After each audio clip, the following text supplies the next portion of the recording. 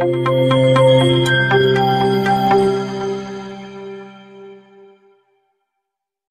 नाही माहिती कोण आहे समोर, मी ओळखतो, मला माहिती.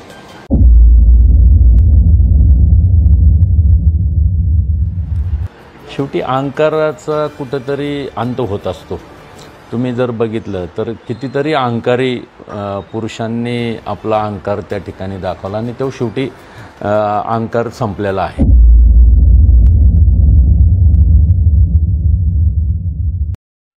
नाही माहित काय नाव आहे त्या खासदाराचं. नाही आलाच नाही.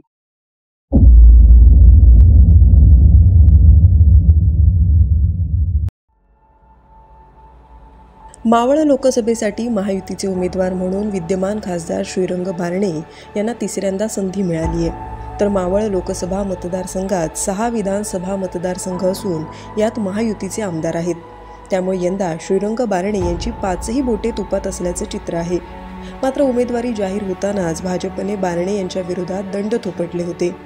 तर राष्ट्रवादी काँग्रेस अजित पवार गटाने देखील नाकं मुरडली होती. अशात आज सर्व शांत असल्याचं दिसत असलं तरीही वादळापूर्वीची शांतता तर नाही ना, अशा चर्चा मतदारसंघात सुरू आहेत. त्यातच खासदार श्रीरंग बारणे हे हॅट्रिकचं स्वप्न पाहत आहेत.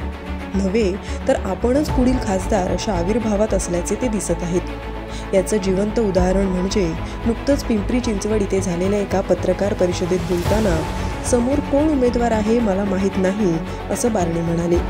तसंच यानंतर फॉर्म भरल्यावर समजेल असं म्हणत सारवासारव करण्याचा प्रयत्न देखील त्यांनी केला. मला नाही माहिती कोण आहे समोर, मी ओळखतो, मला माहिती. फॉर्म भरल्यानंतर बघा, फॉर्म भरला, माझा बोलण्याचा गैरअर्थ काढू नका. फॉर्म भरल्यानंतर कोण समोर उमेदवार आहे ते समजेल, म्हणजे मला आता माहिती नाही कोण समोर आहे. दरम्यान 2019 मध्ये झालेल्या निवडणुकीत देखील पार्थ पवार कोण असं बारणे म्हणाले होते. पार्थ पवारला स्वतःची ओळख करून द्यायसाठी फ्लॅक्स बॅनरवरती झळकावं लागतं आणि श्रीरंग बारण्याची ओळख ही सर्वसामान्य माणसामध्ये काम करणारा कार्यकर्ता, काम करणारा या विभागाचा खासदार म्हणून आहे. त्यामुळे माझ्या दृष्टिकोनातून कोण पार्थ पवार हा विषय. कारण तेव्हा बारणे यांच्या या वक्तव्याचा महाविकास आघाडीचे उमेदवार संजोग वाघेरे यांनी देखील रावणाची देखील लंका जाळली होती असं म्हणत खरमरीत समाचार घेतलाय. शेवटी अहंकाराचा कुठंतरी अंत होत असतो.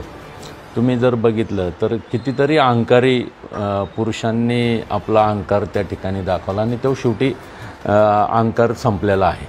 आपण जर महाभारतातलं किंवा रामायणामधलं जर उदाहरण द्यायचं म्हटलं तर रावणाची पण लंका शेवटी जळाली ना.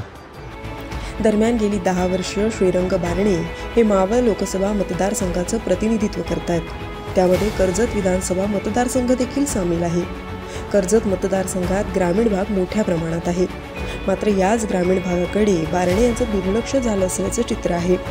तेव्हा समोरचा उमेदवार कोण हे मला माहीत नाही म्हणणारे खासदार श्रीरंग बारणे यांना त्यांच्याच मतदारसंघातील जनता ओळखत नसल्याचं समोर आलंय.